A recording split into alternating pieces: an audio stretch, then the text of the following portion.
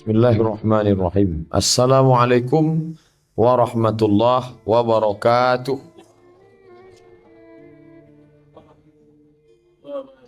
Alhamdulillahi rabbil alamin. Wassalatu wassalamu ala ashrafil khalqi ajma'in. Sayyidina wa maulana Muhammadin. Wa ala alihi wa sahbihi wa man da'a bida'watihi.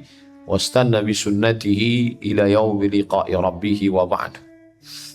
Bapak-bapak, ibu-ibu, hadirin hadirat, alim ulama, cerik pandai, tokoh masyarakat, yang besar tak dihimbau gelar, yang kecil tak dapat disebut nama. Insya Allah kita semua hamba-hamba yang dimuliakan Allah Subhanahu wa taala. Amin. Allah berfirman dalam Al-Qur'an, A'udzubillahi minasyaitonir rajim. Bismillahirrahmanirrahim. Idza as-samaa'u fatarat. Ketika langit terbelah. Sekarang ini belum lagi terbelah, hanya bocor ozon sedikit. Yang lain mengatakan tak pula bocor, hanya menipis saja. Panasnya bukan main, disebut dengan global warming. Warm panas, warm water, air panas. Global warming, pemanasan global karena ozon menipis. Dalam Quran tak disebut ozon menipis. Idza sama'u fatarat, terbelah. Wa idzal kawakibun tasarat, planet-planet bertabrakan.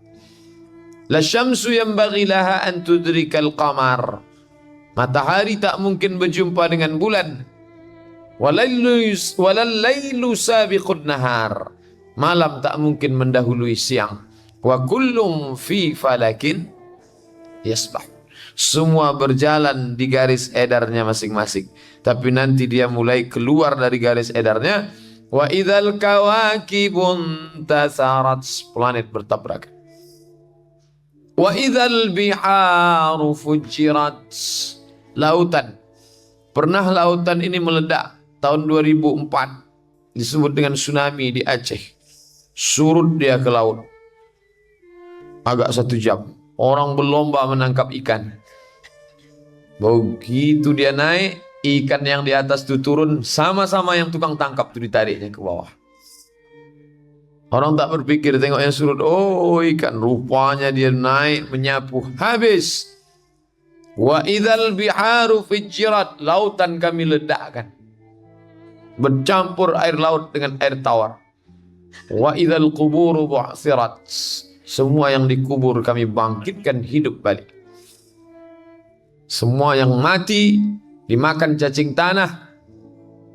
Innal arda ta'kulu ibna Adam, tanah memakan anak cucu Adam.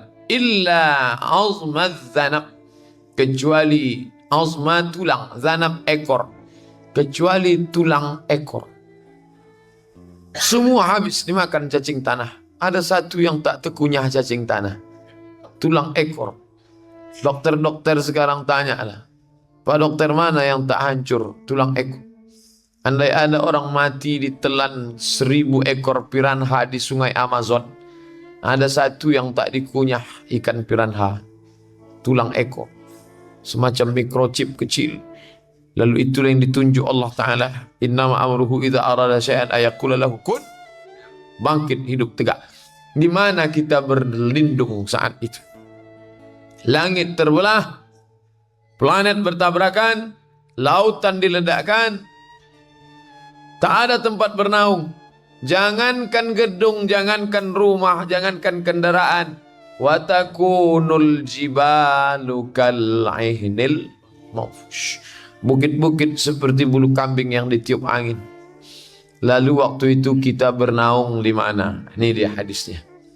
Kullu mri'in, setiap kamu akan bernaung tahta zilli sadaqatihi, bernaung di bawah naungan sedekah. Kullu mri'in, setiap orang, tahta, di bawah, zilli, naungan, bayang-bayang, sadaqatihi, sedekah. Hatta yuqda bainan nas, sampai pengadilan ditegakkan. Berapa lama kita berada di bawah panas terik itu? selama orang mencari-cari siapa yang bisa menolong memberi syafaat. Adam, tolonglah engkau menghadap Allah. Kami sudah tak tahan panas tegak lama. Kata Adam, aku tak sanggup menghadap Allah. Dulu kata Allah, la taqrabah hadhihi syajarah. Jangan kau dekati pohon ini. Fatakuna minaz zalimin. Kalau kau dekati nanti kau jadi orang zalim. Bukan ku dekati, malah ku makan buahku. Aku tak berani menghadap Allah. Nuh, tolonglah menghadap Allah supaya ditegakkan pengadilan. Kami sudah tak tanggup tegak. Apa kata Nuh alaihissalam? Aku tak berani, malu menghadap Allah. Dulu anakku naik ke atas bukit namanya Kan'an, ku ajak dia naik. Ya bunayya arkab ma'ana. Hai Ananda, ayolah naik. Sa'awi ila jabalin ya'simuni minal ma'. Aku tak perlu naik sampan ayah. Aku bisa naik ke atas bukit. Ya'simuni minal ma'. Aku selamat dari air. Ketika anakku itu akan tenggelam, aku lancang. Ku minta doa kepada Allah. Ya Rabbi, ya Allah, inna bni min ahli, anakku itu ya Allah. Lalu Allah menjawab, innahu laysa min ahlik, itu bukan anak.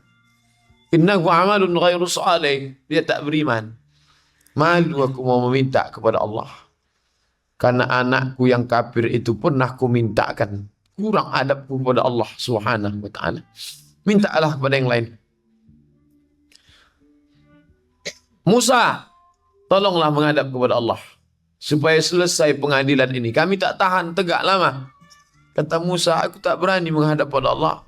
Aku malu. Bani Israel yang kubawa, aku seberangkan Laut Merah. Kupukulkan Laut Merah itu. Qattaudil azim. Sisi kanan kirinya seperti bukit yang besar. Lalu kami menyeberang, kuselamatkan Bani Israel. Tapi mereka malah kafir kepada Allah. Mereka menyembah lembu Samiri. Mereka meminta yang tidak-tidak. Sudah kumintakan makanan manna wa salwa. Diturunkan Allah awan. Mereka malah minta. Ya Musa du'u lana rabbaka yukhrij lana mimma tumbitul ard. Hai Musa, tolonglah engkau berdoa kepada Allah supaya dikeluarkannya tanam-tanaman min baqliha wa qithaiha wa fumiha wa adasiha. Bakal, sayur, kesak, timun, fum, bawang putih, basal, bawang merah. Mereka minta bawang putih, bawang merah. Untung tak minta jengkol semua petai. Dan diturunkan manna salwa. Wa anzalna alaihimul ghamama. Kami turunkan awan supaya tak panas. Wa anzalna alaihimul manna was salwa. Mereka minta yang tidak-tidak. Malu aku mau menghadap kepada Allah. Pergi menghadap ke Isa. Isa, tolong kami Isa. Ini tak tahan lagi.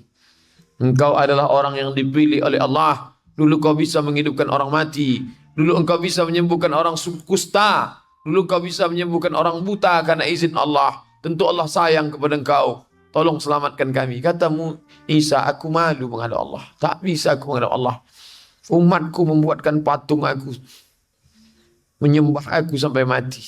Maka aku tak mau menghadap Allah subhanahu wa ta'ala. Kalau kalian mau, menghadaplah kepada Sayyidul Anbiya wal Mursalin Muhammad sallallahu alaihi wasallam. Datang mereka menghadap kepada Nabi Muhammad.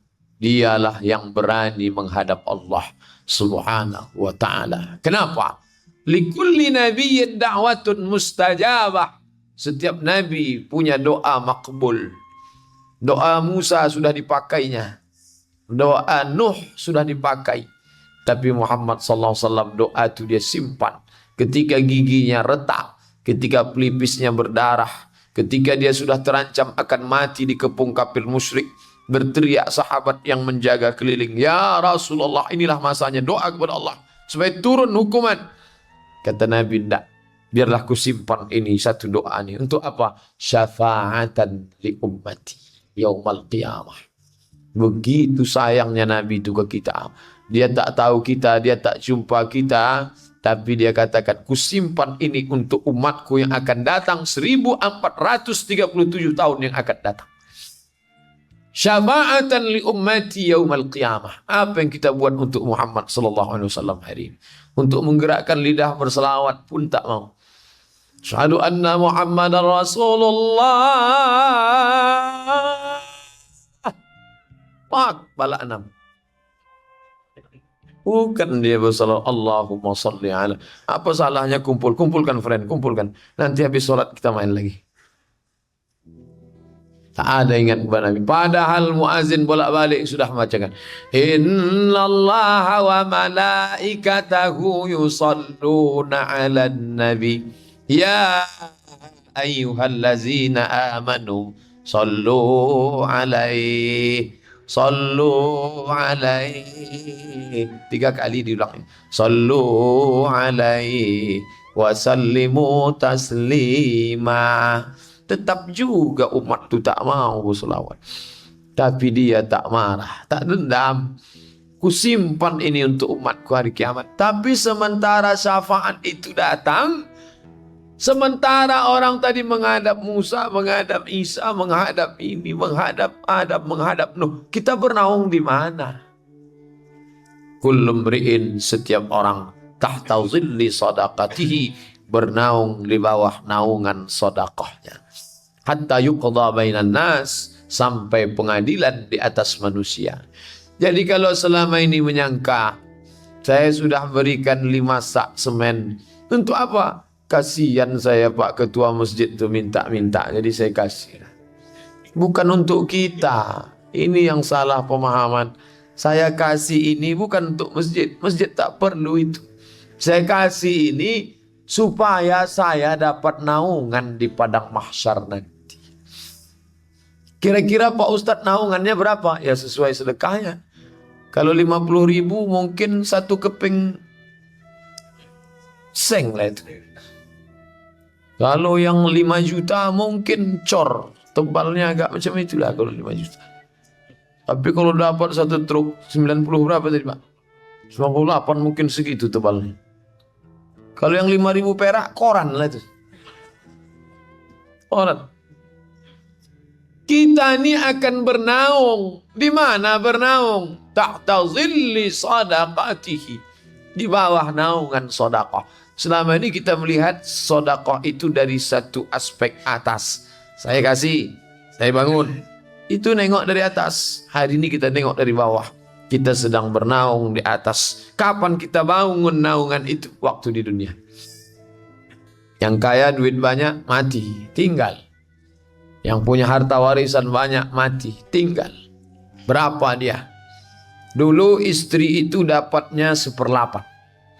Kalau saya meninggal, biar mudah cara ngitungnya, ini bukan harta saya segini, enggak. Ini biar mudah aja cara ngitungnya. Taruhlah harta saya 1 M.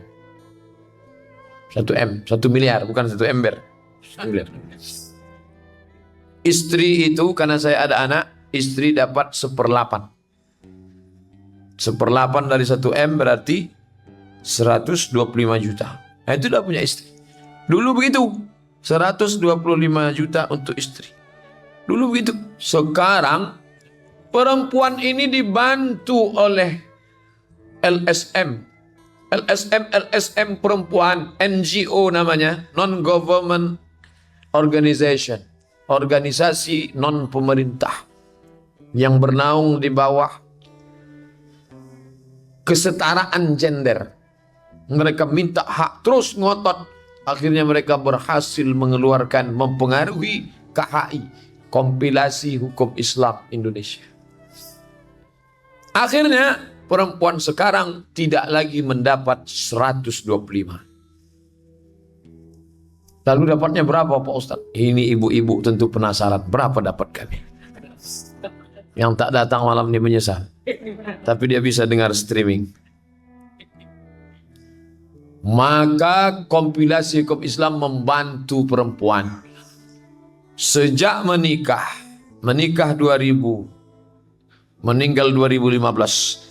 Maka selama 15 tahun itu, harta yang diperoleh selama sejak nikah sampai meninggal dibagi 2 dulu. Dapat 1 M dibagi 2. 500 untuk istri, 500 untuk almarhum. 500 istri, 500 almarhum. Setelah itu 500 punya almarhum ini, istri dapat lagi 1/8. 500 itu berapa 1/8-nya? 60 sekian. Maka istri sekarang mendapat 560. Bayangkan itu berapa kali lipat dia mendapat. Dulu cuma 125. Sekarang meningkat 400%. 560 dia dapat. Sisa 440. Kemana perginya? Kalau emaknya hidup, dapat 1/3. 1/6 kalau ada anak. Sisanya lidzakari mithlu azil unsayain. Anak laki-laki dapat 2 kali bagian anak perempuan. Itu urusan anak. Yang jelas istri dapat 560. Kemana duit itu dia buat? Kalau dia selalu pengajian, datang dia ke masjid Raudhatus Shalihin meneteskan air mata. Tak sanggup saya belanjakan duit ini, Pak pengurus masjid. Nih, saya serahkan. Karena ini pencarian suami saya. Saya ambil jatah asli saya 125. Sisanya nih lanjutkanlah untuk tiang sama atap. Tapi kalau dia tak mengaji, di tangan 560. Jelas-jelas dia ke salon duluan. Dikasihnya DP 60. Muka saya ini coba buat macam artis. Ibu mau artis apa? Coda Akbar. Masuk 60. Masih ada 500 lagi. 500 ini kemana? Dapatnya lah berondong. Saya bukan mau menghasut Bapak Anda. Tapi yang punya harta 1M, pikirlah baik-baik. 560 untuk dia, Pak. Tapi jangan gara-gara ini balik berkelahi nanti, jangan. Begitu balik besok pagi Bapak tuh, Bapak mau minum apa? Bisa aku buat sendiri, usah kau tanya-tanya. Rupanya kau baik selama ini karena dapat jatah 560 rupanya. Jangan, bukan itu maksud saya. Bahwa dia sudah ditolong negara gara-gara kompilasi hukum Islam itu, apa boleh buat? Bagaimana kalau nanti ahli waris membagi dia cuma 125? Hasil rapat kumpul. Istri, menurut hukum Islam, kalian cuma dapat 1/8 karena ada anak. Nih 125. Dia mengangguk. Ya, tapi dia ingat pengajian kemarin. Jatahku 560. 125, 560, ada 400 sekian lagi. Menuntut dia ke pengadilan. Alamatnya Jalan Arifin Ahmad, belakang Al-Azhar Sifabudi. Saya kasih tahu jatahnya, saya kasih tahu alamatnya. Diam-diam dia menuntut, tetap dapat dia. Apa maknanya? Sayang kepada istri, boleh. Tapi kalau tidaklah dari sekarang kita serahkan ini, kita tak dapat apa-apa. Suami yang pergi pagi pulang petang peras keringat, banting tulang, kaki jadi kepala, kepala jadi kaki, ternyata hanya untuk membiayai anak orang lain. Berapa banyak orang yang mencari rezeki tapi bukan dia menikmatinya. Siapa menikmatinya? Orang lain. Khususnya kalau dia tak mengaji. Kemana-manalah duit kita itu. Bapak Ibu yang dimuliakan Allah. Tapi yang pernah dia berikan, masjid, itulah yang menolong dia di hadapan Allah Subhanahu wa ta'ala. 560 diambil istri. Kalau ada maknya dapat berapa? Dapatlah 1/6. Yang mengandung, membesarkan, menyusukan, bersimbah darah dia melahirkan. Dia dapat 1/6. 500 1/6-nya 80, sekian, 80 juta dia dapat.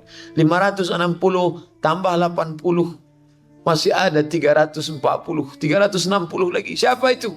Diambil oleh anak. Istri dapat, anak dapat, orang tua dapat kalau dia hidup. Kalau tidak, dihabiskan anak. Lidzakari, 2 kali diulang dalam Quran. Lidzakari mislu hazzil unsayain. Anak laki-laki dapat 2 kali bagian anak perempuan. Lalu yang mencari duit itu dia dapat apa? Yang dulu atas nama dia semua, rumah kos-kosan, nama dia, tanah, nama dia, sawit, nama dia, karet, nama dia, mobil, nama dia, tanah kosong, nama dia. Dia dapat apa? Makanlah nama itu. Tak dapat apa-apa. Cuman dapat kain putih tipis yang tak berjahit. Digulung mereka macam dodol. Bawalah kain itu. Kalau dia jemaat HKBP Santa Maria masih pakai jas, pakai dasi mati. Disuntik mereka pakai formalin seminggu, melotot matanya di ruang tamu. Orang Islam dah mati pagi, zuhur, kebumikan, dibawa juga ke masjid. Inilah baiknya Islam. Solat ke Raudhatus Shalihin tak pernah menyumbang agak sekilo. Jangan 1 sak, 10 kilo pun tak mau. Tapi begitu meninggal dibawa juga ke Raudhatus Shalihin. Dan imamnya pula baik, bukan main. Orang-orang yang tak pernah sholat ke Raudhatus Shalihin, yang tak pernah nyumbang, kalaupun mau dibawa cocoknya diletakkan di mana? Ini di atas coran ini. Tapi karena pengurus baik, di mana jenazahnya diletakkan? Diletakkan di depan imam. Imam pun menegakkan dia. Luruskan sahab. Allahu Akbar. Allahumma ghafir lahu. Maafkan dia ya Allah. Warhamhu. Rahmati dia ya Allah. Wa'afihi. Selesai itu didoakan pula. Al-Fatihah. Qul wallahu qul falaq qul zikir. Selesai itu ketua suatu sambutan. Jenazah ini walaupun tak pernah datang ke masjid ini, tapi tetap kita doakan. Kita sedih kehilangan dia. Sedih kita kehilangan dia, kata pengurus. Menetes air mata pengurus. Jemaah yang lain heran, kenapa bapak ini sedih padahal dia tak pernah datang? Rupanya sedih karena tak nyumbang membantu tiangan. Sedih kami melepas dia. Tapi bapak ibu semua, perlu kita persaksikan jenazah ini. Apakah jenazah ini baik? Semua mengatakan baik. Kalaulah ada saya di situ, baik dia. Tidak. Tak pernah dia ngasih agak semen sebatang pun tidak. Tak baik dia. Kebaikan orang Islam inilah yang banyak disalahgunakan. Kalau di tempat lain, mereka langsung potong 1/10. 1/10. Bapak yang punya kawan sekantor tanya, berapa kalian dipotong? 1/10. Berapa itu 1/10? 10%. Kalau pendapatan dia 3 juta, 300.000. Kalau pendapatan dia 10 juta, 1 juta. Itu dia store. Kalau dia tak mau store, di Itali orang kalau sudah tulis nama, wasbon, tempat tanggal lahir, IC, ID card, kartu tanda pengenal. Kalau sudah ditulis agama di situ, Roman Katolik, potong otomatis 10%. Makanya ID tidak menuliskan agama di ID card, di IC, di kartu identitas, tidak menuliskan agama, itu kronologis ceritanya. Kenapa muncul ide menghapus agama dari kartu? Supaya tidak potong 1/10. Itu asal usul ceritanya itu dari Itali. Karena mereka itu kalau sudah buat agama, otomatis dari bank rekening masuk. Makanya tak ada mereka kota. Tak ada mereka sambil nyanyi tiba-tiba lewat kota. Lewat kota parade pertama. Wow. Nanti khutbah kedua lewat lagi. Dipukulkan ke lutut agak 3 kali. Barulah keluar. Sekali 2.000. 3 kali 6.000 perak keluar. Tak terjadi itu pada agama lain. Dalam Islam kenapa? Karena kita tidak ada sistem potong atas itu. Mau sedekah, sedekahlah. Mau bayar, bayarlah. Mau tak apa-apa. Nanti disolatkan orang juga. Didoakan orang juga. Kebaikan Islam ini disalahgunakan. Tapi kita tidak memikirkan orang lain ke kita. Itu tak usah kita pikirkan. Malam ini yang kita pikirkan, apa yang bekal kita bawa menghadap Allah. Sementara yang kita tinggalkan untuk istri kita sampai 560. Yang kita tinggalkan untuk anak kita sampai 360. Yang kita tinggalkan, oke lah kalau orang tua dapat dia 80 masih masuk akal. Ini yang 2 orang ini, kalau tak dididik dengan baik, habislah dia. Yang selalu mengaji, alhamdulillah, datang dia ke masjid, diberikannya. Ibu sudah bayarkan? Alhamdulillah Pak Ustadz, sudah. Berapa dapat ibu? Sesuai pengajian Pak Ustadz kemarin, 560. Bersih bu, bersih Pak Ustadz. Itulah maka cerah wajahnya. Udah ibu bagi ke masjid Raudhatul Sholihin? Udah Pak Ustadz, alhamdulillah. Berapa? Saya beli 3 sak. 560 dapat dia 3 sak lah dia kasih. La ilaha illallah. Kenapa sikit betul? Masih lumayan Pak Ustadz daripada tidak sama sekali. Ke situ pula dia menengok perbandingannya. Bapak Ibu yang dimuliakan Allah Subhanahu wa taala. Segala keinginan hawa nafsu, ingin ini, ingin itu, ingin ini, kalau dipeturutkan tak ada. Itu 560 sedikit. Kenapa? Ingin punya rumah 400, ingin punya kendaraan mobil baru 200, 400, 200 sudah 600. Lah, kalau diminta bagilah. Saya aja masih hutang 60 kata dia. Saya masih hutang 40 kata dia. Tapi kemarin baru dapat 560. Habis sudah Pak Ustadz.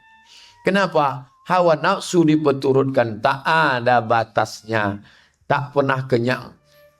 Banyak 560 itu, tak banyak. Kenapa? Kebutuhan jauh lebih besar. Dulu orang menyangka kualitas pendidikan Indonesia itu rendah gara-gara guru gajinya terlalu murah. Sampai-sampai disebut lagu Umar Bakri. Gaji guru hanya cukup untuk beli tahu ke Taiwan Fals. Mengikuti juga Ustadz lagu ini. Tak sengaja terdengar masuk ke telinga. Dulu katanya begitu. Ini guru-guru ini menderita Pak Ustadz. Lalu mengapa demikian? Muncullah ide supaya guru-guru ditingkatkan kualitas cara mengajarnya. Muncullah apa yang disebut dengan sertifikasi guru. Tapi setelah berjalan beberapa tahun, Diknas Pendidikan Nasional, Kementerian Pendidikan Nasional, Kemendiknas mulai mengevaluasi ulang. Kenapa?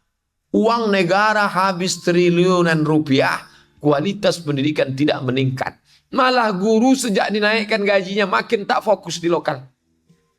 Beberapa kabupaten kota mengadu ke saya, Pak Ustadz, sejak guru-guru ini naik sertifikasi, angka perceraian makin tinggi. Saya tak mau sebut nama kabupatennya, menjaga kode etik jurnalistik.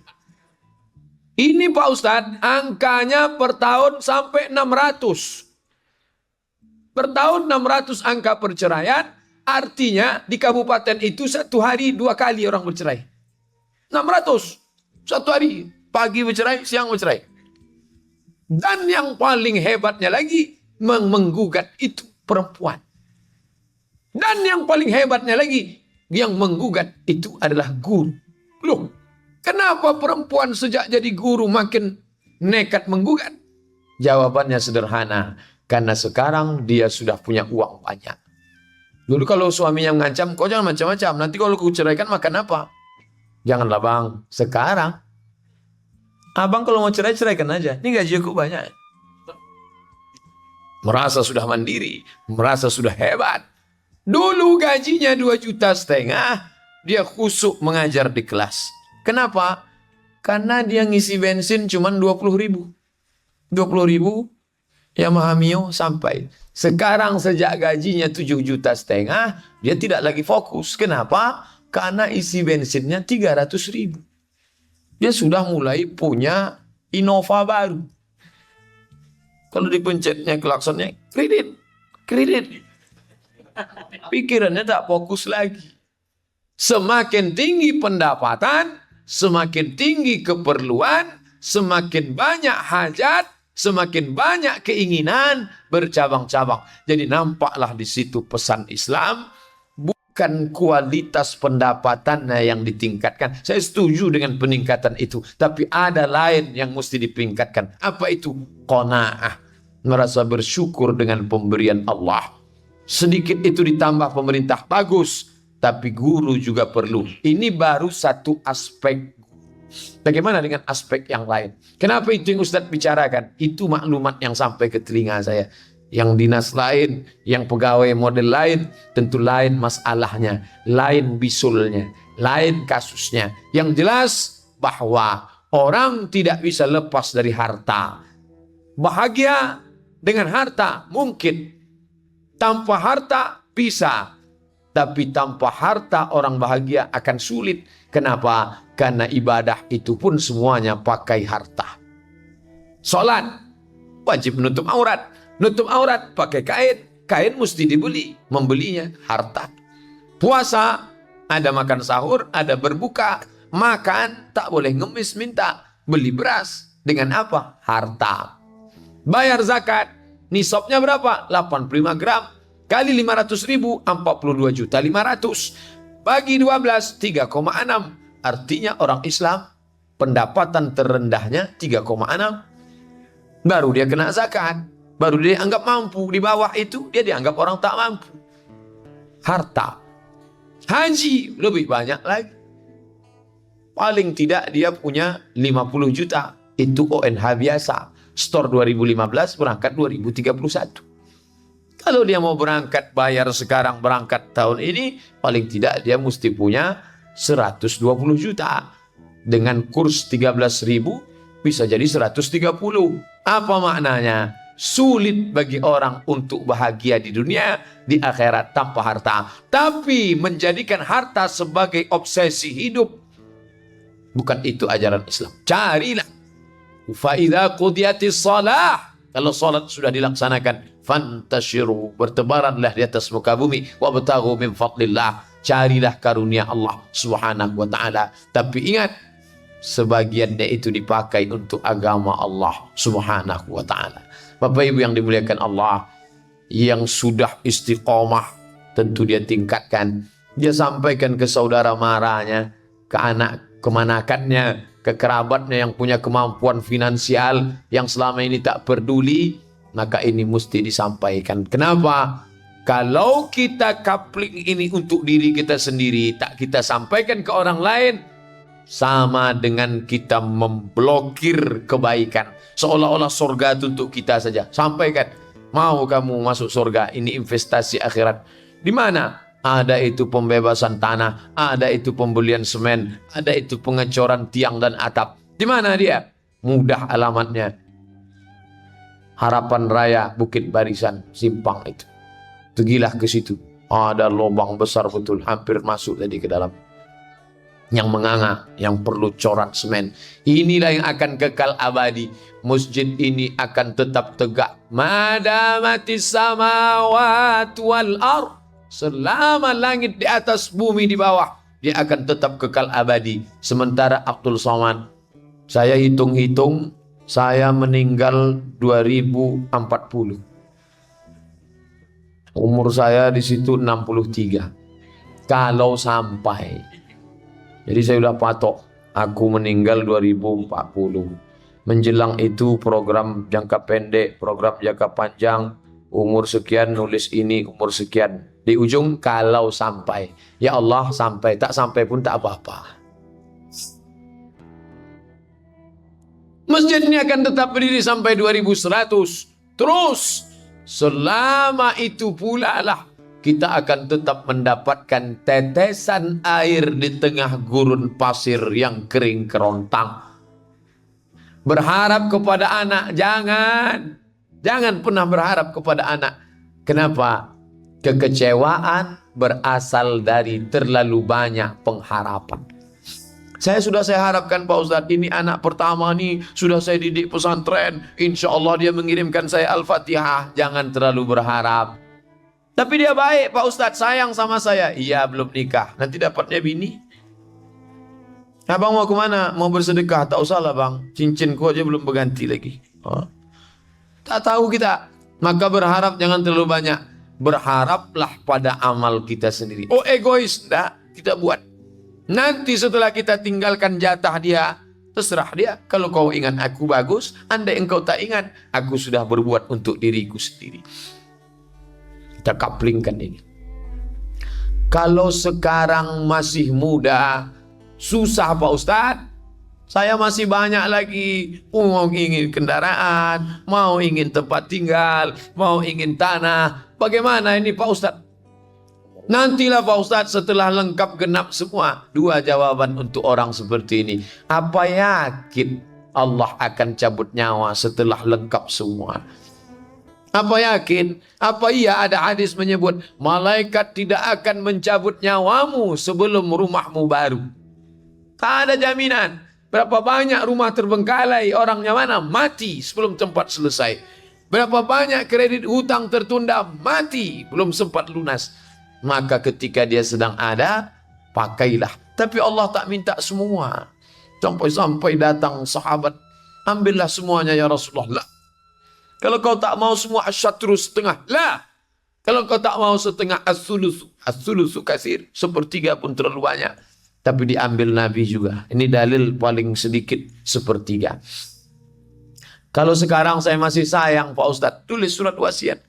Sepertiga harta untuk Masjid Raudhatus Shalihin. Hanya saja kalau wasiat ini memang baik, tapi baik yang tertunda. Beda dengan hibah. Kalau hibah, ini untuk masjid, langsung dapat. Tapi kalau wasiat itu, syarat wasiat baru berpindah setelah orangnya mati. Makanya pengurus kalau dapat wasiat, jangan senyum dulu. Pak, ini saya wasiatkan 1 M untuk masjid. Kapanlah matinya ini?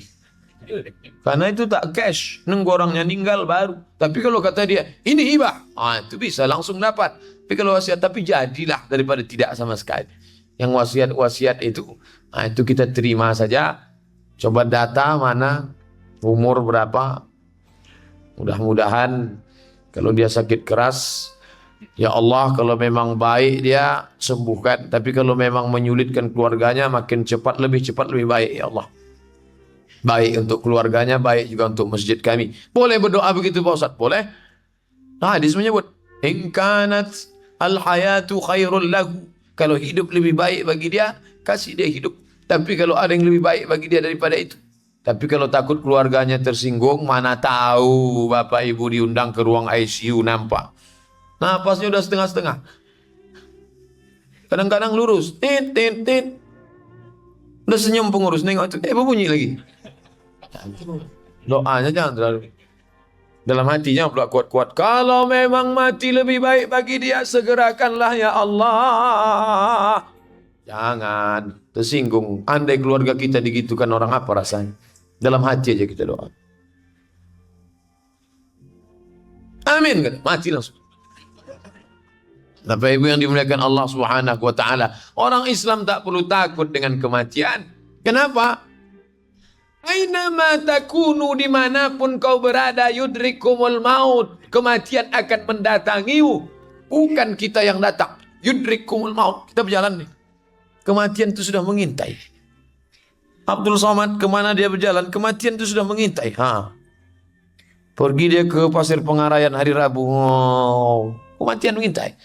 Pergi dia ke Pangkalan Kerinci hari Rabu keempat, kematian itu mengintai. Kenapa belum dicabutnya? Waktu belum sampai. Begitu kata malaikat, oke, kata, langsung. Maka sementara dia datang, kita tak pernah cari mati. Tapi kalau dia datang, kita tak boleh lari. Dan tak boleh pula cari mati. Jangan pula setelah pengajian ini, selama ini bapak tua asal bawa mobil, kalau nyebrang tengok kanan, tengok kiri. Setelah pengajian itu ada, lewat aja. Papa kok nggak nengok jalan? Kata Pak Ustadz, tahu saya pikirkan mati kita. Jangan begitu, itu tak betul. Itu namanya kurang ikhtiar. Kita mesti ada ikhtiar. Mau berangkat dari rumah, Bismillahi tawakkaltu ala Allah, la haula wa la quwwata illa billah. Andai dapat rezeki yang halal, nanti kuserahkan sebagiannya. Zakat bagaimana Pak Ustadz? Boleh. Boleh zakat untuk masjid, boleh. Tapi jangan semua. Sampai fakir miskin tak dapat. Pakai persentase 50, boleh. Mana dalilnya?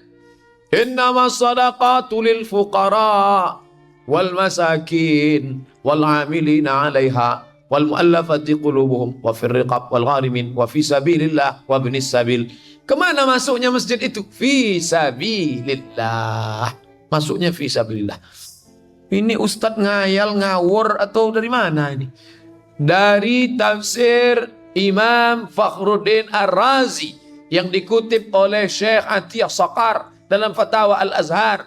Kata Syekh Atiyah Saqar, dikutipnya dari pendapat Fakhruddin Ar-Razi, Al-Imam Al-Kabir, meninggal 606, dalam tafsirnya Mafatihul Ghaib, At-Tafsir Al-Kabir, tafsir terbesar. Subulullahi katsiratun, sabilillah itu banyak. Ini masjid, ini kampung. Tunggu sebentar. Ini masjid, ini kampung. Ini masjid, ini kampung. Di antara kampung sama masjid ini ada sungai. Macam mana orang kampung bisa sholat ke masjid? Masjid sudah cantik. Maka membangun jembatan boleh dari uang zakat. Oh, sampai begitu. Bukan untuk bangun masjid. Membangun jembatan dari kampung ke masjid boleh. Kenapa? Karena ma la yatimul wajib illa bihi fahuwa wajib. Tak bisa orang sholat kalau tak ada jembatan. Membuatkan jembatan. Lalu jembatannya dipakai orang kampung untuk lalu lalang. Boleh. Karena itu sarana orang untuk ke masjid. Sampai begitu. Kalau untuk jembatannya boleh, apalagi untuk masjidnya. Tapi jangan gara-gara boleh untuk masjid, habis zakat dibaginya ke masjid. Fakir miskin pas nanya, Pak, jatah kami selama ini mana? Udah habis ke masjid semua. Siapa yang ngajarkan gini? Ustaz Abdul Somad. Didoakan fakir miskin. Matilah Ustaz Abdul Somad itu. Gara-gara ceramah dia kami tak dapat. Oh jangan. Saya takut juga doa orang ini. Da'watul mazlum la turad. Doa orang zalim teraniaya tak ditolak oleh Allah Subhanahu wa ta'ala. Itu kaji kita malam ini. Kesimpulannya Bapak simpulkan sendiri. Yang payah menarik kesimpulan, asal nampak semen sama batu itu dapatnya kesimpulan. Jangan simpan-simpan duit. Kenapa? Karena dia akan tinggal. Inilah yang kekal abadi menolong di hadapan Allah Subhanahu wa ta'ala. Kita salat Isya, nanti kita lanjutkan. Subhanakallahumma wa bihamdika asyhadu an la ilaha illa anta astaghfiruka wa atubu ilaik. Wassalamualaikum warahmatullahi wabarakatuh. Alhamdulillah wassalatu wassalamu ala Rasulillah. Allahumma salli ala sayyidina Muhammad wa ala ali Muhammad. Subhanaka la ilma lana illa ma 'allamtana innaka antal alimul hakim. Rabbi shrah li sadri wa yassir li amri wahlul 'uqdatam min lisani yafqahu qawli. Ada saudara-saudara kita yang diuji Allah Ta'ala dengan harta, ada yang diuji dengan kuasa, ada yang diuji dengan sehat, tapi ada juga yang diuji dengan sakit. Berobat dengan medis, sudah. Berobat dengan herbal, sudah. Berobat dengan ruqyah, sudah. Berobat dengan doa, sudah. Apa yang belum dicoba? Ada satu hadis belum dicoba. Dawu mardakum bis sadaqah. Dawu, obatilah. Mardakum, orang yang sakit di antara kamu, bis sadaqah, dengan sedekah. Obatilah orang yang sakit. Kalau orang sakit diobati dengan madu, masih masuk akal. Zat-zat dalam madu menyembuhkan dia. Orang sakit dikasih minum habba sauda, masuk akal. Al-habbatu sauda shifaun min kulli da. Masih ada hubungan logisnya. Apa hubungan penyakit dengan sedekah? Orang yang tak bertuhan, sekuler, tak ada hubungan logisnya ini. Tapi orang yang bertuhan, sakit dari Allah, sembuh dari Allah. Kalau Allah berkehendak, innama amruhu iza arada syai'an yaqula lahu kun fayakun. Maka salah satu cara yang belum ditempuh, sedekah. Bagaimana caranya? Ini saya sedekah untuk kesembuhan saya. Ini sedekah untuk. Boleh berdoa dengan kompensasi, boleh. Mana dalilnya? 3 orang masuk ke dalam gua karena ada hujan gerimis, tak ada tempat bernaung, masuk ke dalam gua batu. Tiba-tiba tak lama duduk, penggelinding batu dari atas pas menutup pintu gua, tertutup gelap. Berdoa dia dengan bertawassul. 3 orang di dalam gua.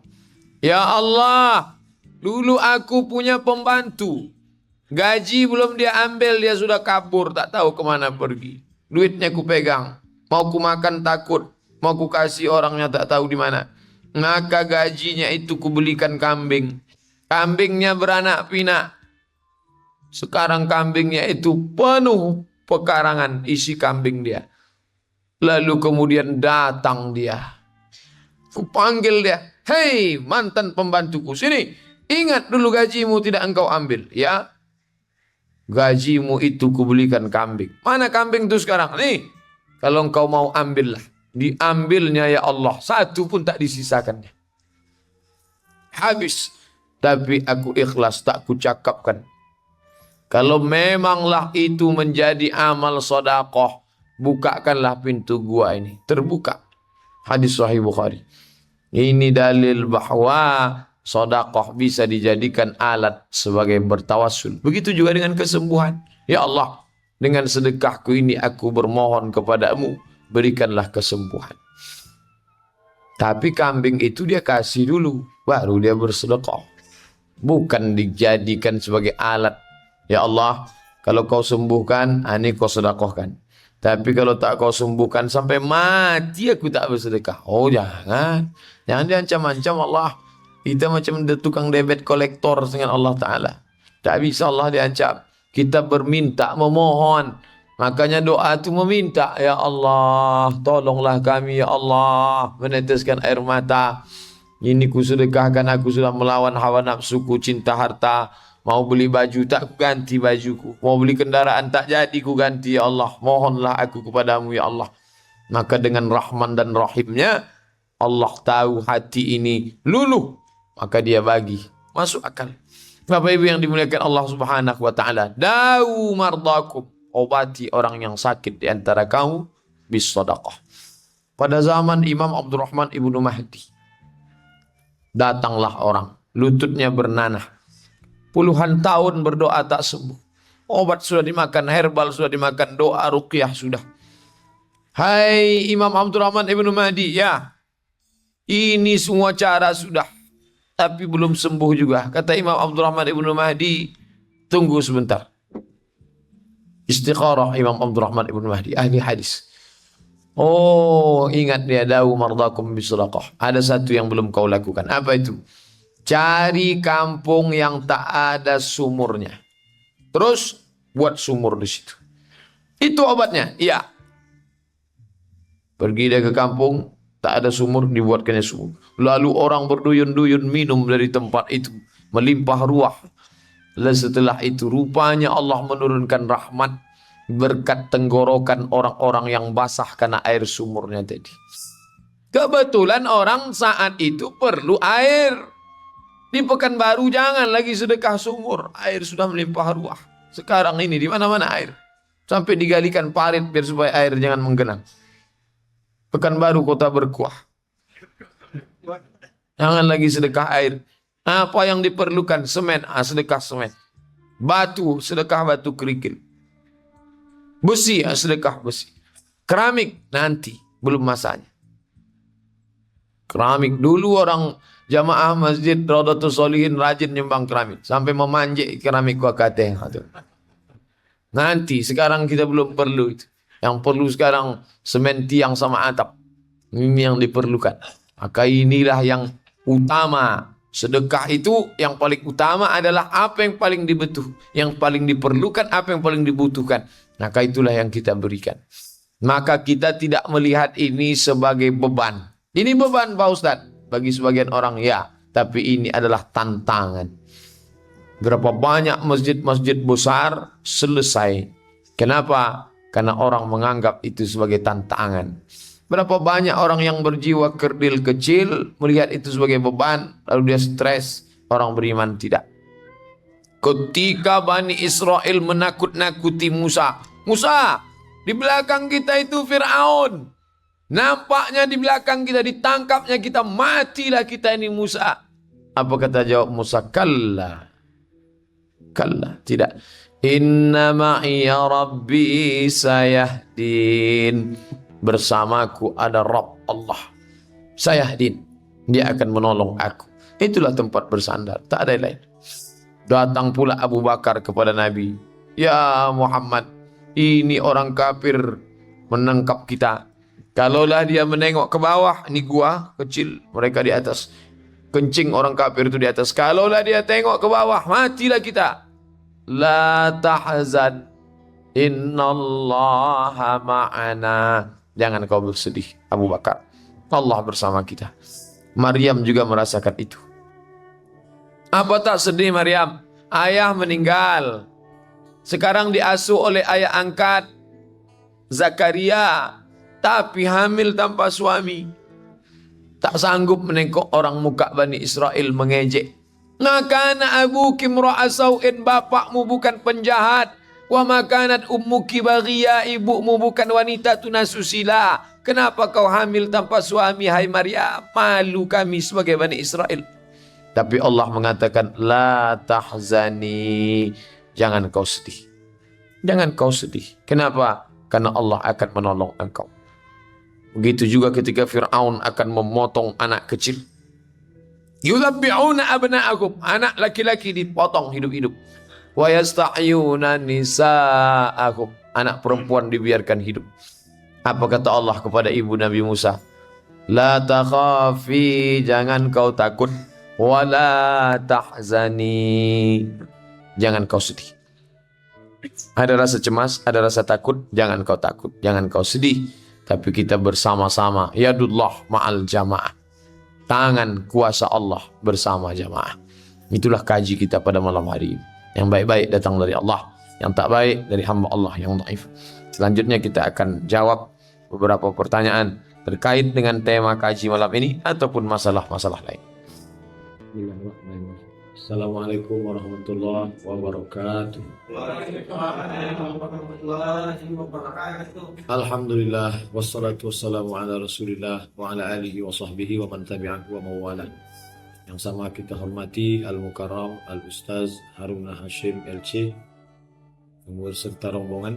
Selanjutnya bapak-bapak, ibu-ibu, keluarga besar Bank Riau Kepri Syariah.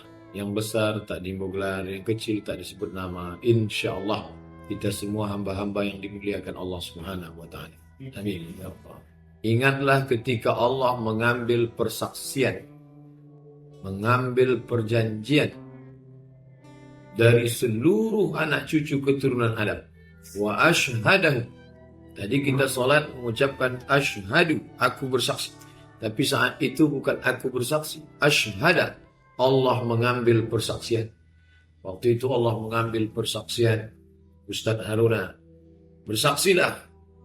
Bersaksilah. Bapak, ibu, semua kita waktu itu bersaksi.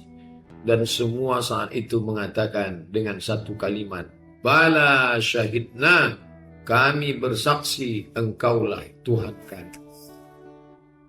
Jadi kalau begitu semua kita di dunia ini bersaksi. Ya, Ustaz waktu itu ikut.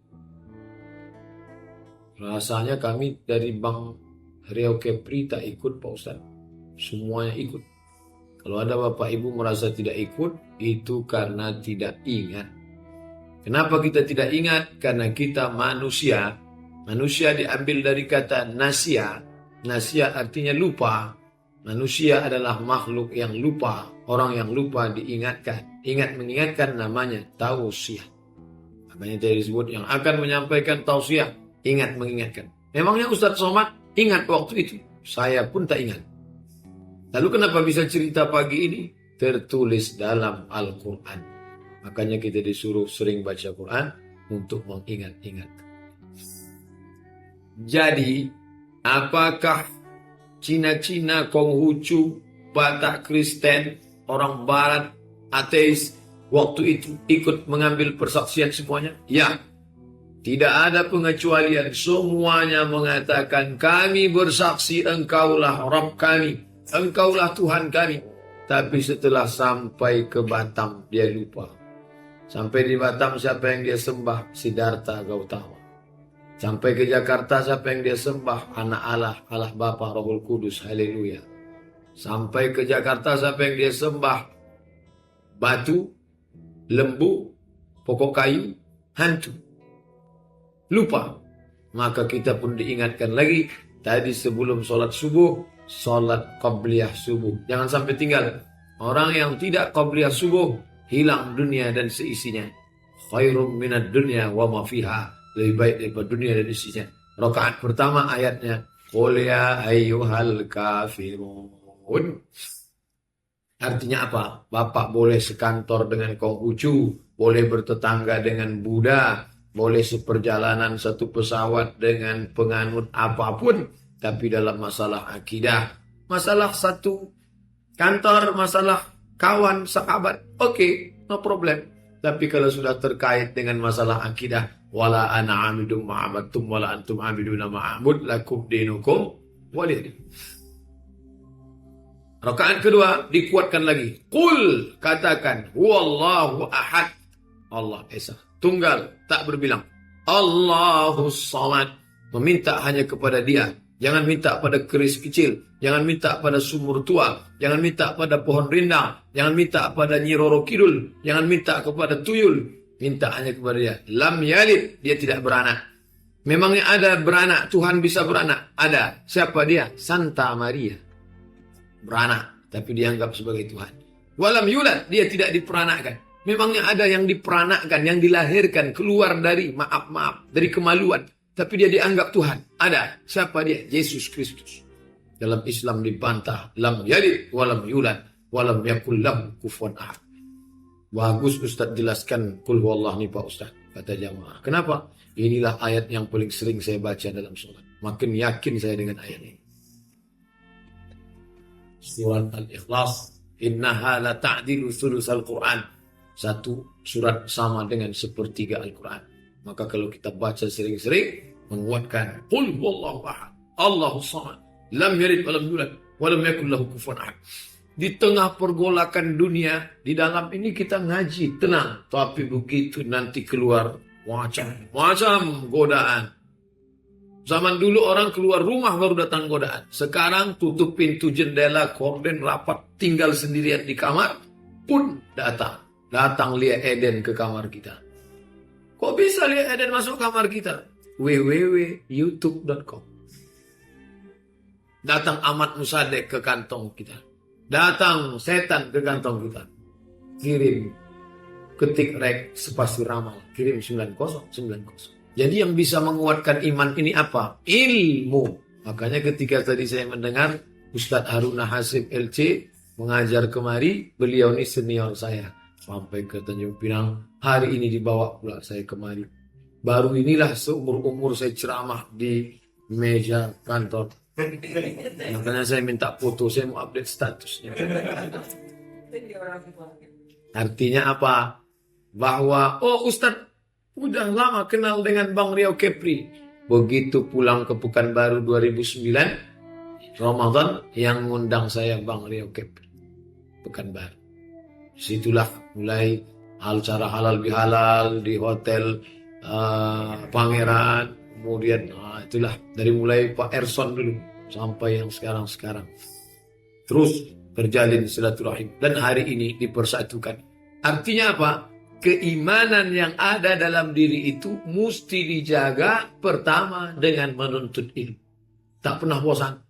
Saya muak lah udah ngaji nih Pak Ustadz. Pengajian pagi, pengajian sore, nanti khutbah Jumat. Kapan berhentinya ngaji nih Pak Ustadz? Kalau setan pensiun dini. Yang kedua kapan lagi? Israel datang. Berhenti ngaji. Selama masih godaan banyak, ngaji terus. Ngaji apakah mesti dengan Ustadz? Sekarang Ustadz sudah berkeliaran di alam gaib. Di mana itu? Alam maya. Buka HP, ketik saja di google.com Abdul Somad LC, enter. Videonya banyak sekali. Ustadz mau iklannya? Iya. Share. Nanti kalau sudah dapat, bagi. Twitter, WhatsApp, BBM, bagi. Sudahkah Anda mendengar tausiah hari ini? Kalau bingung, tanya. Apa maknanya? Jangan pernah membatasi diri pada ruang dinding waktu batas dimanapun mengaji. Maka saya senang ini ada orang ngaji mesti di masjid, ngaji mesti di sana. Enggak, dimanapun. Karena dalam Islam diajarkan man salaka tariqan yaltamisu fihi ilman. Siapa yang melewati suatu jalan, di jalan lewat, maka dia akan mendapatkan sahalallahu lahu bihi tariqan ilal jannah. Dimudahkan Allah jalan menuju surga. Saya diundang oleh seorang bapak jamaah. Pak Ustadz, kami minta penjelasan Ustadz tentang pembagian harta warisan, bisa? Bisa, tapi ini tidak di masjid Pak Ustadz, di keluarga. Oke, saya datang. Sampai masuk Jalan Sudirman, di dekat Van Holano, masuk gang. Mobil tak muat, motor saya. Gimana kita Pak? Inilah di pinggir jalan nih Pak Ustadz. Disusunlah kursi. Kenapa tak masuk? Pintu dikunci. Karena harta warisan sedang dikuasai oleh pihak dalam. Jadi tausiahlah saya di situ. Motor lewat. Tidak ada batasan ruang, tempat, dan waktu. Yang penting kita mesti mencari ilmu. Sekarang kalau Bapak Ibu baca buku HR Bukhari, HR Muslim, HR Tirmizi, HR Nasai, HR hadis riwayat Bukhari. Bukhari itu siapa? Bukhari diambil dari kata Bukhara. Bukhara itu sekarang letaknya Uzbekistan. Uzbekistan itu adalah bekas negara jajahan Uni Soviet.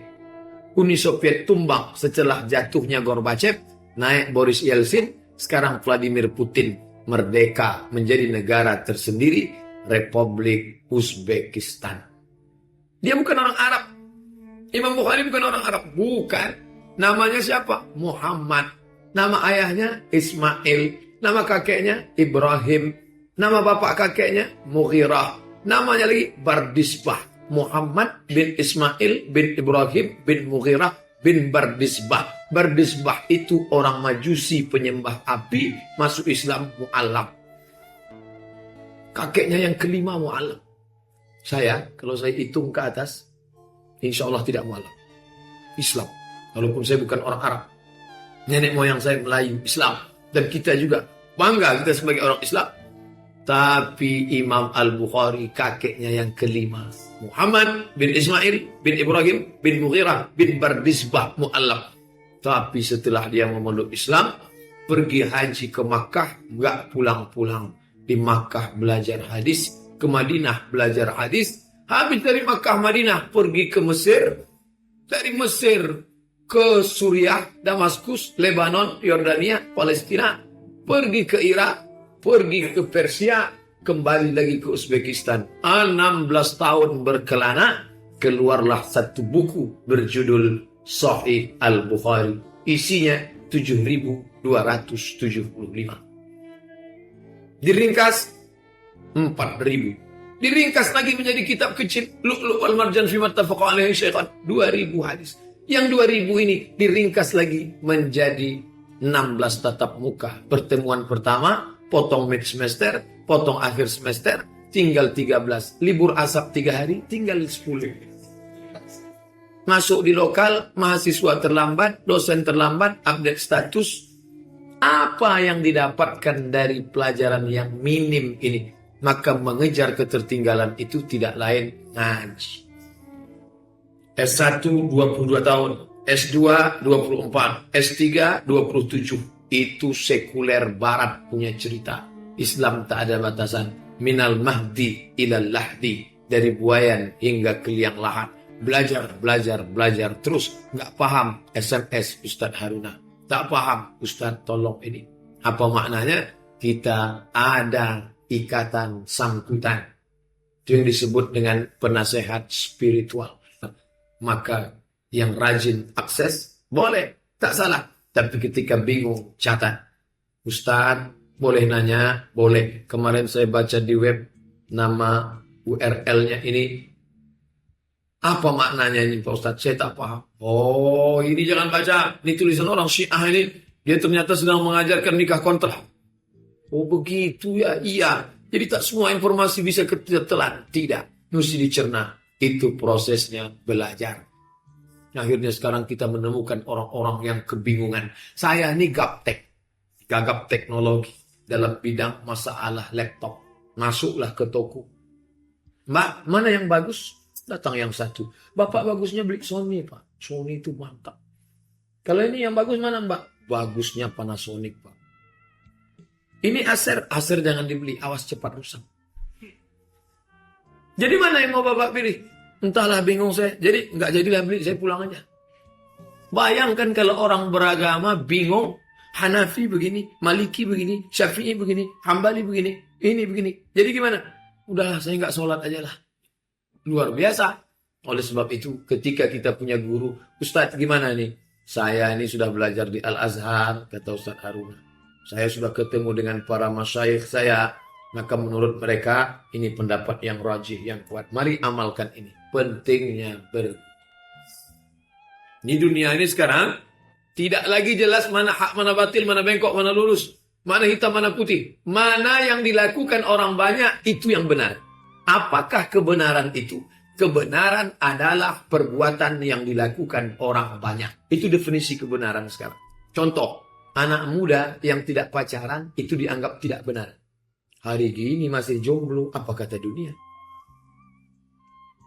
Kalau ada sepasang pengantin, tamu pada datang, apa yang dicari tamu pertama sejak dari pintu? Foto perawatnya mana? Rukun nikah bertambah, foto perawat. Siapa yang tidak buat foto perawat, berarti dia tidak layak hidup zaman sekarang. Setelah masuk ke dalam, orang mulai tercari-cari. Keyboard tunggalnya mana? Biasanya kami kan disambut dengan keong racun dan kucing garang. Kalau itu tidak dilakukan, maka kita dianggap tidak layak hidup di zaman ini. Cocoknya hidup pada zaman batu. Luar biasa. Makanya kalau diikutlah orang banyak di dunia ini, apa kata Allah? Wa in tuti' aktsara man fil ardi, kalau kau ikut kebanyakan orang di muka bumi, yudilluka an sabilillah. Hari ini kita tidak takut gila, tapi hari ini yang kita khawatirkan, orang waras ragu dengan kewarasannya saking banyaknya orang gila. Ustadz waras, ya. Bapak waras, ya. Ibu waras, ya. Yakinlah dengan kewarasan kita. Karena ketika kita jumpa dengan banyak orang gila, kita pun goncang. Aku waras apa tidak? Masuk ke RSJ, rumah sakit jiwa. Begitu sampai di pos security, ada orang gila di samping. Dia senyum, dia tunjuk kita. Bapak gila ya? Enak aja kamu bilang saya gila. Kamu yang gila. Kita masuk lagi ke dalam. Sampai di dekat tanah lapang, ketemu lagi orang gila. Bapak gila ya? Kamu yang gila. Saya ini waras. Masuk ke dalam kantor, ketemu 3. Bapak gila ya? Kita mulai goncang. Siapa yang gila ini sebetulnya? Sudah 3 orang nyebut saya gila. Kalau tidak yakin kita dengan kewarasan kita, saking banyaknya orang gila yang kita temui, kita ragu tentang kewarasan kita. Ini yang terjadi zaman sekarang. Anak-anak muda yang tidak mengecat rambutnya, yang tidak pakai tato, yang tidak pakai anting, yang tidak pakai kutek hitam, ragu dengan kepemudaannya. Masa ente pakai koko, jadul. Mau kemana? Mau ke masjid. Hati-hati loh. Teman saya kemarin ke masjid 2-3 hari sesudah itu mati. Kalaulah tidak dipupuk dengan ilmu yang kuat, harus kuat. Kalau diharapkan masjid yang laki-laki cuma sekali dengar. Kapan itu? Khutbah Jumat. Nanti saya akan khutbah di masjid Jabal Arafah. Naik ke atas. Khotib pun naik. Assalamualaikum warahmatullahi wabarakatuh. Begitu salam diucapkan, macam ada setelannya.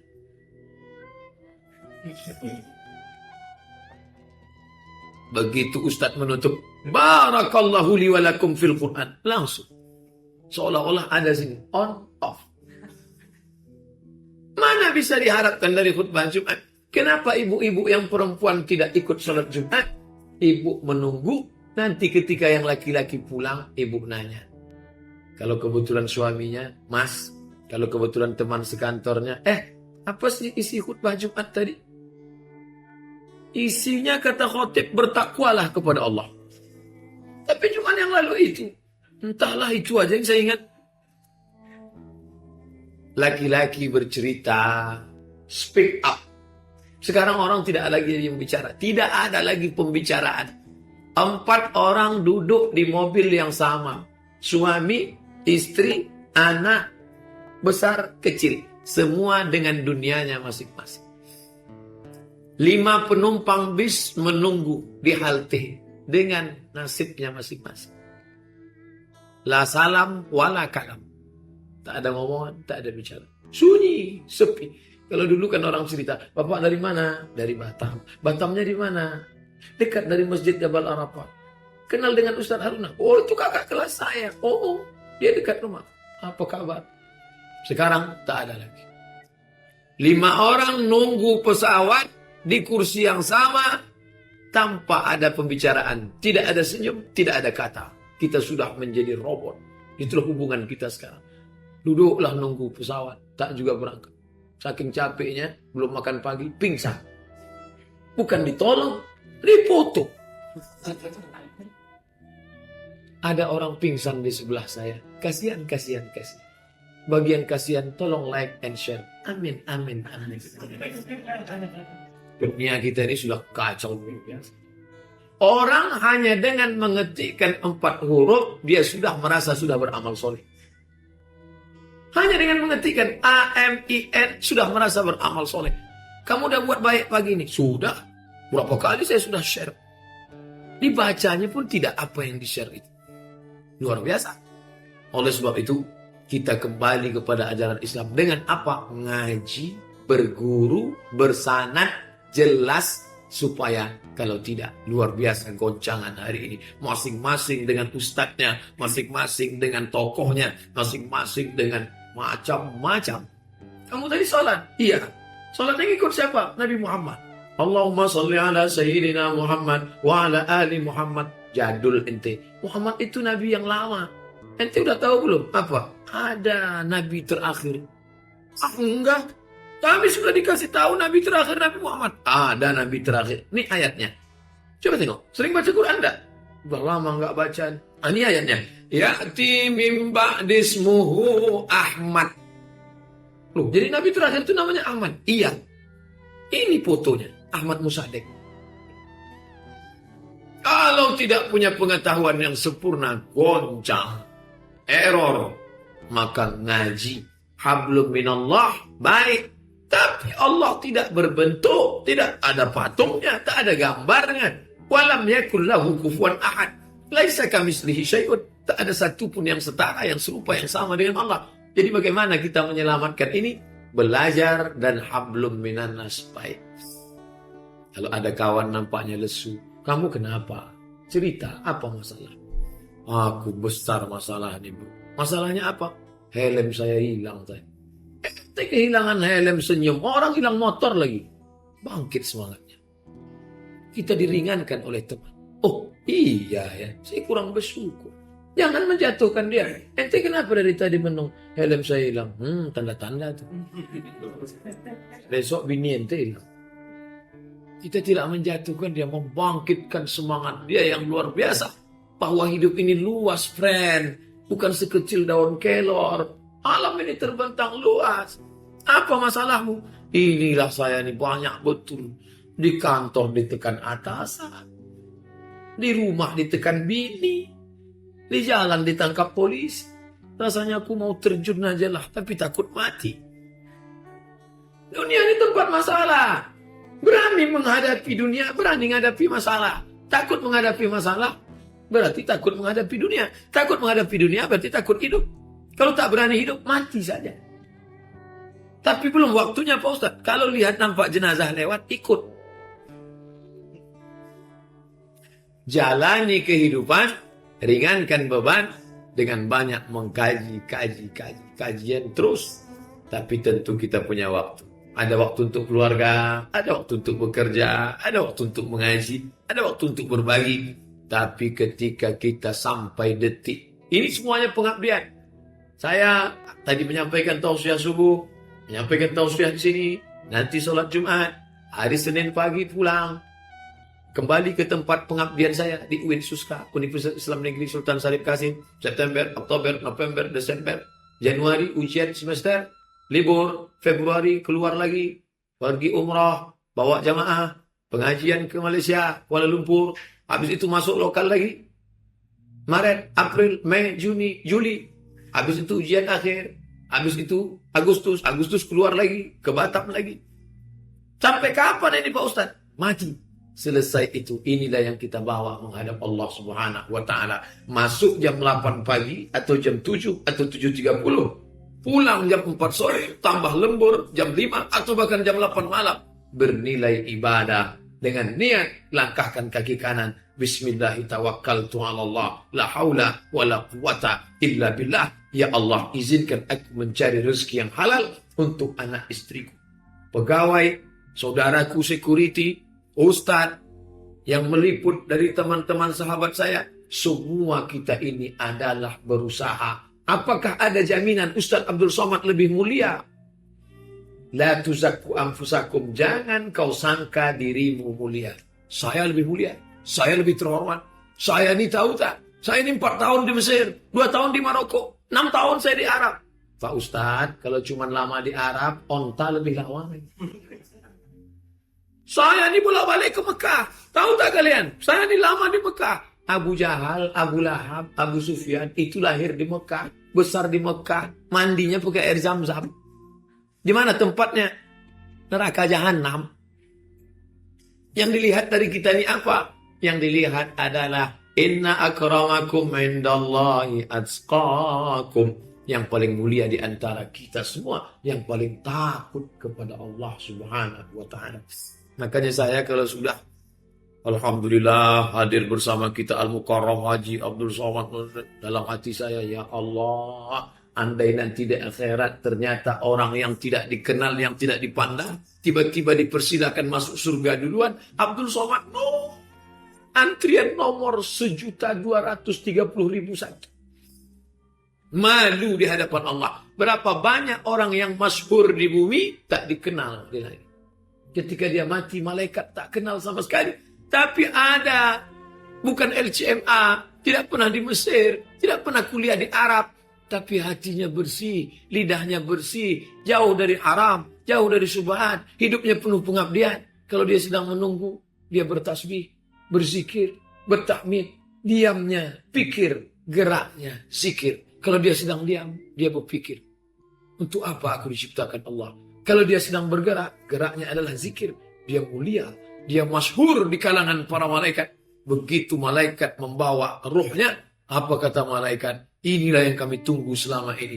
Inilah orang yang selalu kami rindukan. Masyhurun fis sama, majhulun fil ard. Masyhur di kalangan para malaikat, tak pernah dikenal oleh dunia. Itulah yang kita inginkan. Betapa malunya kita yang dielu-elukan, yang dikatakan hebat luar biasa. Tapi ternyata yauma tublas sarair, dibukakan Allah rahasia, bukan apa-apa dan bukan siapa-siapa. Mari kita pertahankan akidah ini dengan 2 pesan Ustadz Abdul Somad. Siapa tadi pagi tausiah Ustadz Somad? Berapa menit beliau tausiah? 30 menit. Apa saja pesannya? 2. Kuatkan pegangan dengan belajar berguru dan sambung hubungan silaturahim. Komunitas kecil di kantor, komunitas kecil di rumah, komunitas kecil di masjid. Mesti ada 3. Kantor, rumah, masjid. Anak, istri, suami speak up, ngomong, bicara. Di kantor juga bicara, di masjid ada persatuan. Ibu-ibu, bapak-bapak. Karena kalau tidak, benteng ini akan rapuh. Itu yang dapat saya sampaikan. Nanti kalau ada teman, sahabat nanya, tadi Ustadz Somad tausiah, apa isinya? 2. Apa yang 2 itu? Itulah ta'ablah api, ingat tahap tadi. Berguru, belajar, istiqamah, jalin hubungan baik dengan komunitas, kantor, rumah, masjid. Terima kasih atas segala perhatian. Mohon maaf atas segala kesilapan. Subhanakallahumma wa bihamdika asyhadu an la ilaha illa anta astaghfiruka wa atubu ilaik.